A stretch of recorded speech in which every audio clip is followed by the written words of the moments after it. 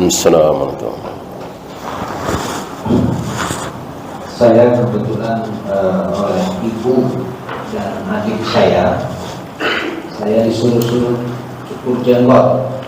Saya suruh kunut subuh karena orang tua tadi harus dihormati. Bagaimana posisi saya seperti ini? Saya dilarang ikut di Nabawi juga. Hari ini saya ketemu dan saya sudah pulangkan ke Lombok. Ya, itu bagaimana dengan posisi saya seperti itu supaya kembali kepada pemahaman ilmu yang benar. Kita ini salah, Pak. Mohon berikan penjelasan. Yang saya contohkan tadi bukan maksiat ya. Ibu minta datang begini-begini kan harus kita taati. Adapun ibu memerintahkan maksiat nggak boleh. La ta'ata li makhluqin fi maksiatil khaliq. Tidak boleh taat kepada makhluk siapapun itu, mau ibu sekalipun, raja dan seterusnya, kalau itu mengandung maksiat. Jadi antum yakin bahwa jenggot itu wajib, mencukurnya adalah dosa, maka tidak boleh antum cukur walaupun ibu yang memintanya. Sebagai apa ya, obat bagi ibu, insya Allah ibu tersinggung ya kan, ibu sakit hati. Nah, diobati ketika ibu menginginkan makanan apa, antum cepat siapkan ya. Ketika ibu minta antum apa yang halal-halal, antum siap gitu. Jangan semuanya ditolak ya. Yang ditolak hanya yang maksiat. Permintaan ibu yang halal wajib antum tunaikan, yang haram jangan ya. Malam Lailatul Qadar dimulai dari sejak terbenam matahari, berarti semua ibadah sejak maghrib dapat. Iya, betul. Jangan menganggap bahwa yang dapat Lailatul Qadar itu cuman yang iktikaf. Tidak. Ya, beribadah berjamaah salat Isya itu kan besar sekali keutamanya. Itu kan di malam. Malam itu kan dari tenggelam matahari sampai terbit fajar. Nah, antara itu apapun ibadah yang kita lakukan dilipat kalikan 1000 bulan bahkan lebih ya. Berapa kali Rasulullah menghatamkan Al-Quran selama Ramadan? Bolehkah melebihi Rasulullah? Tidak boleh. Ini yang umum saja. Nabi menasihati Abdullah bin Amr bin As yang bertekad mau menghatamkan Al-Quran berapa? Iya, sehari sekali. Nabi mengatakan tidak boleh. Lalu 3 hari, lalu 4 hari, terus sampai yang tercepat adalah seminggu. Maka kalau ada orang yang khatam Al-Quran 5 hari misalnya, 4 hari misalnya, dijamin salah. Pasti ada huruf-huruf yang tidak ditunaikan haknya, ada yang terlewat gitu ya, karena paling cepat seminggu, sehingga tartil, pas, makhrajnya, tajwidnya ya.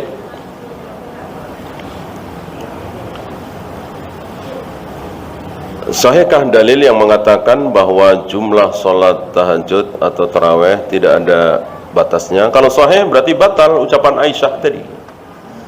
Kalau sahih berarti batal ucapan Aisyah tadi. Untuk membatalkan ucapan Aisyah harus sahabat. Kalau sekadar Imam Syafi'i, Imam Bukhari, Syekh bin Baz, siapapun nggak berhak membatalkan ucapan Aisyah. Siapa yang lebih tahu tentang Nabi? Ya, selain Aisyah. Boleh dibantah ucapan Aisyah, tapi oleh seorang sahabat. Ini yang kita belum nemu, gitu ya. Adapun yang mengatakan tidak ada batasnya, itu hanya berdasarkan sholatul lail masna. Sholat malam itu 2. Apakah mengatakan 2 ini kemudian artikan tidak ada batasnya, sangat tergesa-gesa ini. Ya, kalau dibatasi dengan 11, apakah dua-dua ini bisa dipakai? Bisa, tidak dibuang. Tidak dibuang. Emang qiyamul lail itu dua-dua. Bahkan ada riwayat salatun nahar masna masna. Salat siang itu dua-dua. Apakah menjadi tidak ada batasnya? Maksudnya dua itu 2 rakaat, 2 rakaat, 2 rakaat. Gitu. Bukan berarti tidak ada batasnya. Dua-duanya bisa dipakai. Tapi kalau mengatakan dua-dua ini nggak ada batasnya, berarti hadis Aisyah harus dibuang. Kan mengerikan sekali membuang hadis. Ya, kan thariqatul jam'i itu jauh lebih baik daripada thariqatut tarjih. Dibuang itu namanya thariqatut tarjih. Kalau dikompromikan, dijamakkan, itu thariqatul jam'i. Ada riwayat khusus, ya. Artinya salah satu cara adalah 2-2-2. Bukan berarti membatalkan yang 4-4-3. Iya kan? Bukan membatalkan yang 4-4-3. Kalau mau diterjemahkan bebas, salah satu cara qiyamul lail adalah 2 rakaat, 2 rakaat, 2 rakaat. Kira-kira begitu. Kalau terjemahan bebasnya, ya. Karena yang 4-4-3 juga riwayat Aisyah, terusan dari hadis tadi, nggak boleh kita batalkan, kan? Untuk mengetahui pemahaman para sahabat dan praktek ibadahnya harus baca kitab apa? Kitab hadis. Antum kira Bukhari, Muslim, Abu Daud, Nasai, Tirmidzi itu cuma mau nulis sabda Nabi doang? Tidak. Tidak. Ada Ali sepulang perang, rumah-rumah di Kufah. Ali kan tinggalnya di Kufah, ya. Ibu kota kaum muslimin di zaman Ali bin Abi Thalib di Kufah. Tidak seperti Abu Bakar, Umar, Utsman di Madinah. Rumah-rumah Kufah sudah kelihatan. Tapi Ali mengimami sholat asar, kalau tidak salah, apa duhur, 2 rakaat. 2 rakaat. Kemudian beberapa tabi'in bertanya, "Ya Amirul Mukminin, bukankah rumah-rumah kita di Kufah sudah terlihat? Kenapa masih dikosor 2 rakaat?" Ali menjawab, sampai kita betul-betul masuk Kufah. Nah, keluar hukum dari sini bahwa selagi kita masih di luar kota, kan ada batasnya, batas kota, ya kan? Maka kosong, walaupun dekat sekali. Ada sampai di situ. Ini ada di mana? Ada di Bukhari. Ini ada di Bukhari. Ada sabda Nabi di situ? Nggak ada. Nggak ada sabda Nabi. Kisah tentang Ali. Kenapa dibawakan oleh Imam Bukhari? Apa kita mau mengatakan ini Imam Bukhari linglung apa ya? Ini kan bukan sabda Nabi, bukan perbuatan Nabi. Kenapa ditulis di Sahih beliau, Sahih Bukhari? Beliau tidak linglung, beliau sadar, beliau faham bahwa praktek sahabat itu dalil. Ini praktek sahabat, ya. Termasuk Ali juga ketika duduk di tengah pasukan, tiba-tiba beliau minta minum, padahal beliau sedang duduk. Begitu minum datang, beliau berdiri, minum sambil berdiri, ya.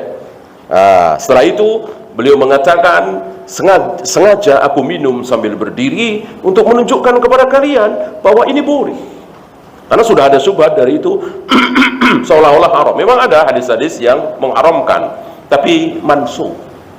Ini nggak ada sabda Nabi. Yang ada perbuatan Ali bin Abi Thalib, ucapan Ali bin Abi Thalib, tapi ada juga di Bukhari.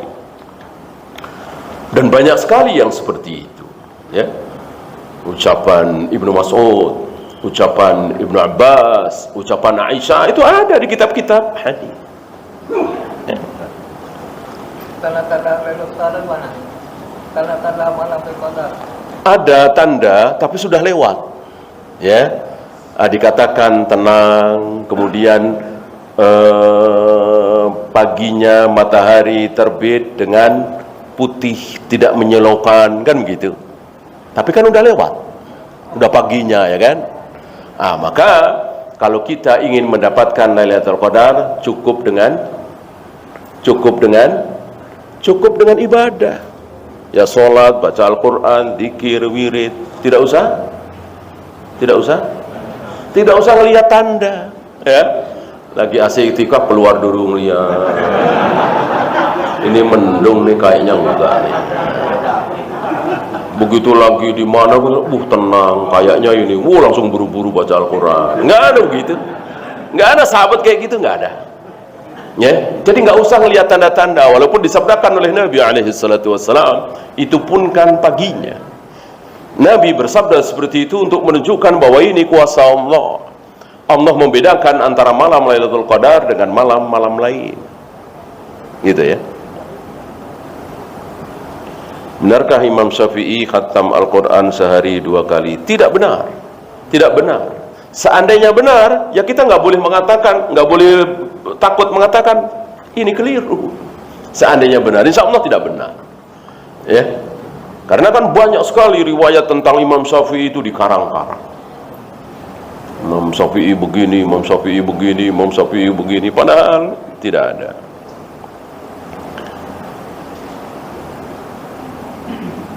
Jika niat puasa Ramadan bercampur dengan niat agar badan sehat, apakah mengurangi nilai tauhid? Balik ditanyakan, apakah ketika badan tidak sehat dia tidak jadi puasa Ramadan? Kalau iya, ya jelas nggak sah, nggak sah. Ya. Ketika kita berpuasa, lalu banyak yang bilang, dokter bilang yang sika bahwa dengan puasa penyakit Anda ini akan sembuh, banyak berkurang. Kita senang, ya nggak masalah. Ya nggak masalah. Seandainya nggak ada dokter yang mengatakan seperti itu, tetap kita puasa Ramadan. Ya kan? Nah, cuman masalahnya tadi, dijadikan tujuan utama atau tidak. Apakah benar Fatimah tidak pernah haid? Saya tidak tahu, Allah a'lam. Harus ada riwayat ya. Memang ada kan wanita-wanita tertentu yang tidak haid misalnya. Ini dalam hari ini saya tidak tahu.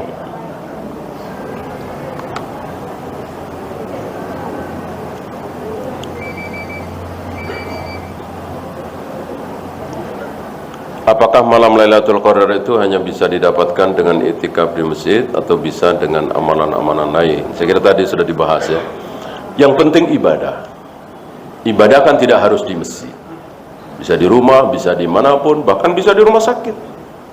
Sedang mengurusi ibu kita, ya, menyuapin ibu kita, nungguin ibu kita yang sedang sakit, apa bukan ibadah itu? Ya, padahal nggak sholat, nggak baca Al-Quran.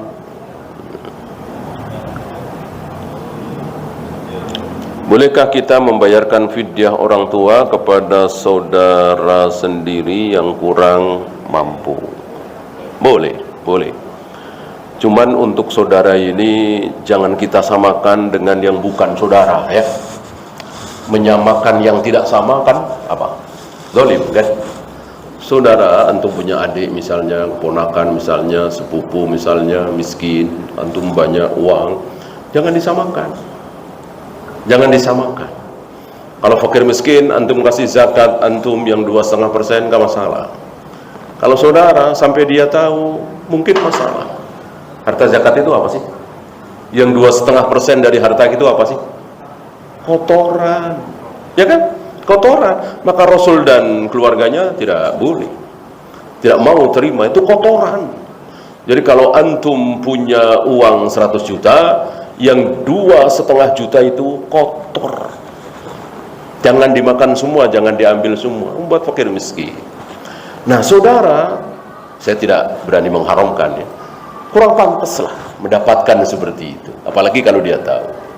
Saudara ya namanya saudara ya kan, hadiah, mungkin motor, mungkin mobil, mungkin uang dalam jumlah besar, namanya saudara ya, jangan disamakan dengan yang bukan saudara.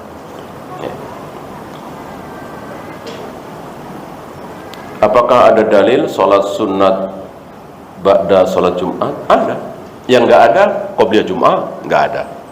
Yang ba'diyah Jumat ada. Bisa 2 rakaat, bisa 4 rakaat. Boleh pilih yang mana. Apa yang dimaksud ketika ada 2 keburukan, ambil salah satu yang mudaratnya lebih kecil. Keburukannya lebih kecil. keburukan yang lebih kecil. Antum harus bawa perempuan ini ke rumah sakit. Kan jelas ini keburukan, ya kan? Tapi dia berdarah-darah, nggak mungkin kita biarkan, ya. Nah, kita bawa, kita gotong. Namanya laki-laki megang perempuan kan haram, tapi mudarat boleh. Ya, dibawa ke rumah sakit. Mana yang paling kecil mudaratnya, mana yang lebih kecil keburukannya, pakai motor apa pakai mobil? Insya Allah kita bisa jawab, ya. Cari yang mudaratnya lebih kecil, ya. Saat kita mengurus administrasi di kantor pemerintahan, masih ada oknum yang meminta uang, di mana kalau tidak dikasih proses kita akan dipersulit. Bolehkah memberi uang yang diminta? Kalau toh boleh, ini darurat, dengan syarat semua persyaratan harus sudah kita penuhi, ya. Misalnya KTP, akta, semuanya sudah penuh semua, kita sudah berhak mendapatkan tanda tangan itu. Kok dipersulit? Ini namanya kita dizalimi, dan bukan suap. Yang suap itu misalnya begini, salah satu syaratnya harus ada kakak. Kita nggak bawa kakak, tapi kita ngasih 1 juta misalnya, itu suap namanya. Ar-rashi wal murtasi fa huma finnar, yang menyuap dan yang disuap dua-duanya masuk neraka. Tapi kalau semua persyaratan sudah kita penuhi, kok kita masih dimintain duit, itu bukan suap. Kalau memang tidak ada jalan lain, mungkin. Tapi kalau masih ada jalan lain, kita sabar lebih baik. Wallahu a'lam. Habis, kita akhiri. Subhanakallahumma bihamdika asyhadu an la ilaha illa anta astaghfiruka wa atubu ilaik. Assalamualaikum warahmatullahi wabarakatuh.